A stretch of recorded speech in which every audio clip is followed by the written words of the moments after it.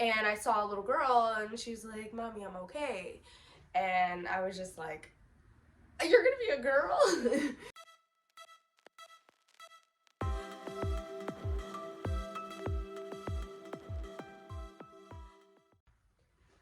Good morning, everyone. I am about to fix my bed, but I figured, hey, why not do a video while I'm actually doing stuff?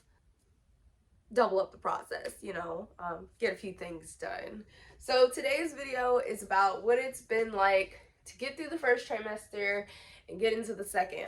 I am now 18 weeks pregnant as of today, according to my original due date, which is the date that I'm going by. I'm no longer going to be confused by doctors if I'm 18 weeks or 4 weeks ahead. I'm 18 weeks and the baby will be born when the baby is born. So what's going on? So I've been to a couple of ultrasounds. I've paid for some myself, and I've also gone to the doctor for some, obviously, because the doctor has to tell me what's going on. We found out the gender, gonna be a girl, and her name is going to be Zuri. And we picked that name out when we first found out about Zane. I knew Zane was gonna be a boy, but that was my first child, so I wasn't sure if I knew for real. So we picked out Zuri, and Zuri means princess. We're super excited to have a girl. Zoe wanted to have a girl the first time around. That's what he thought we were gonna have.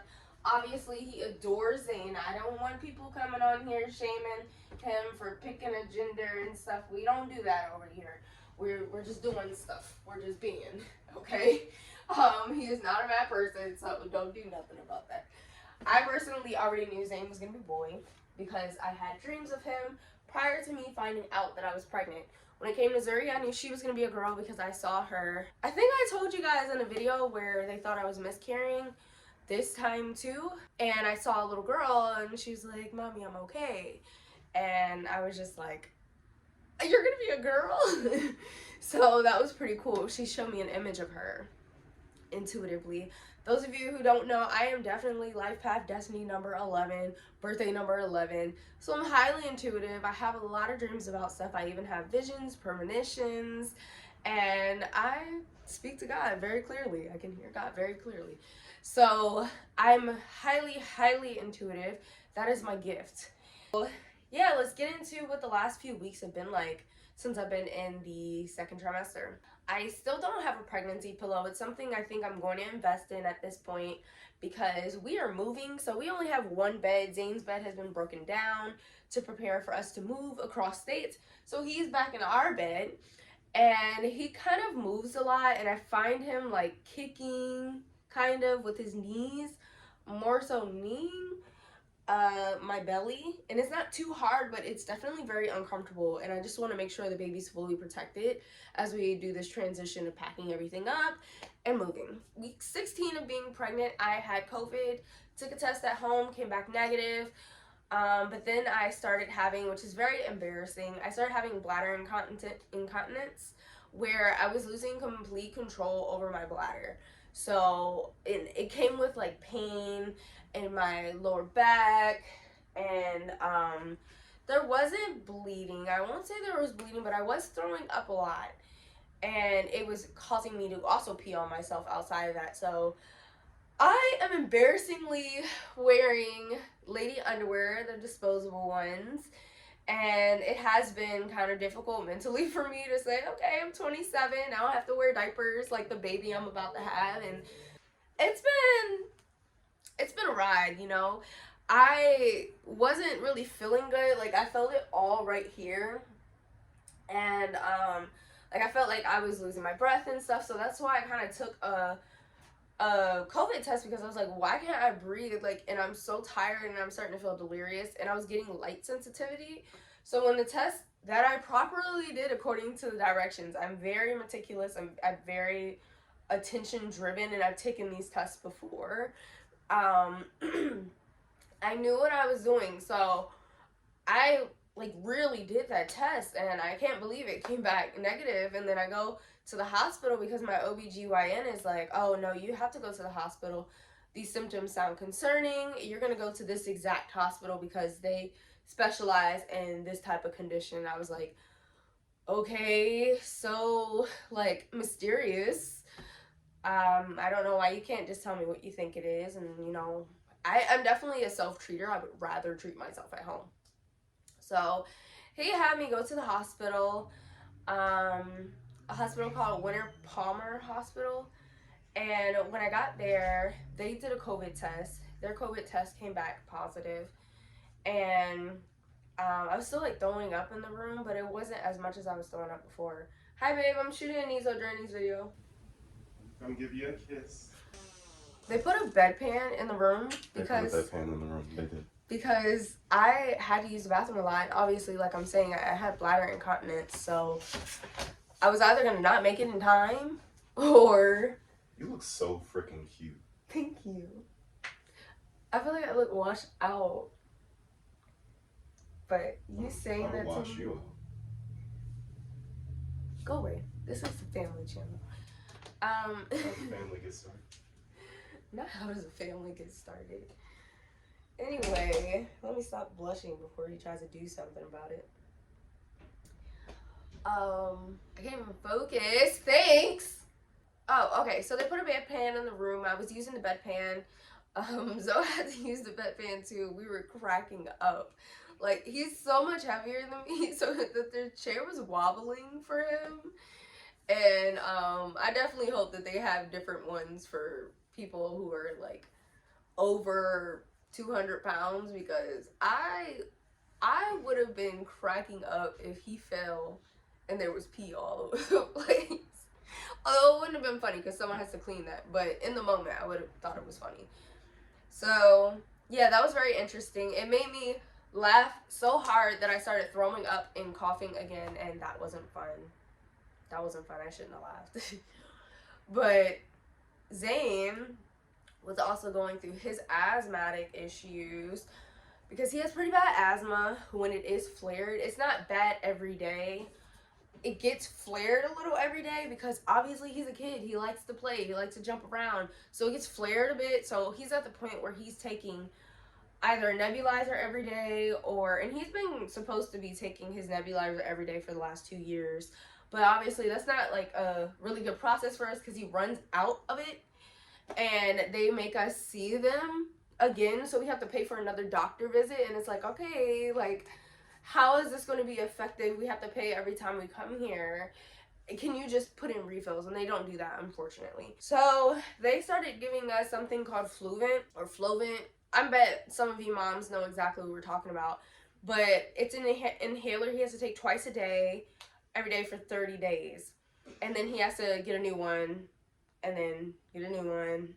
So we'll see how that goes. I'm hoping that he gets to the, they get to the point where they're like, okay, you've had it for over 2 years. So we're just going to put in refills, at least 3 for you, because we said we want to see you every 3 months. So I'm hoping that they could just start giving us one every 3 months instead of us having to go to his doctor every single month.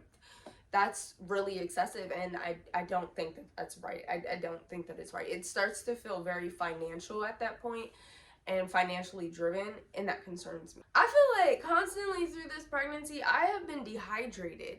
And when I tell you I've been drinking like 3 of these a day, this is 33 ounces. I've been drinking either 3 of these, 2 to 3 of these a day, or I've been drinking like 6 of the 16 ounces one. Or I've been like filling up water all day. Like if there's any refill things in the area, I'll fill it up all day and it'll be like this size. So it's very upsetting. I'm constantly thirsty. My tongue is dry. So I think I'm just gonna mostly drink electrolytes. I've been eating fruit too and I'm still dehydrated. I'm like, oh my God, what is she doing in there? And how much fluid does she need? Because my tongue feels like gravel or like a cat's tongue sometimes, and I don't understand. I did not have that issue as far as I can remember. Like if I watched back the videos of Zane, I don't remember having that issue. In fact, I'm gonna take a sip of water.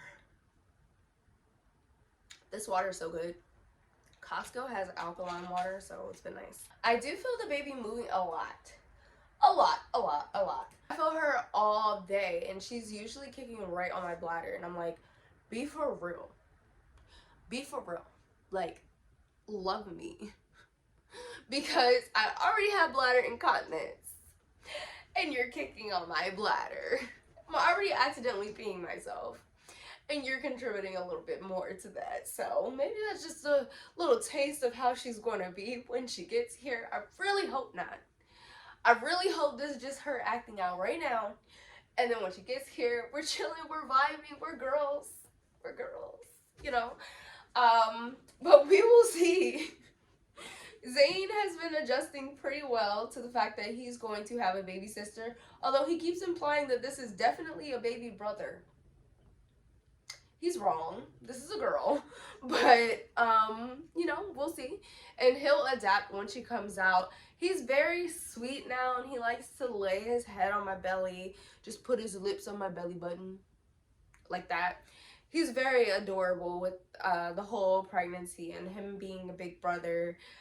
I can tell he's kind of regressing, though. He has started during the day peeing on himself again and having more accidents. And this is kind of why he's in pull-ups, too. His behavior kind of changes throughout different phases and throughout different changes that happen in our life externally outside of him.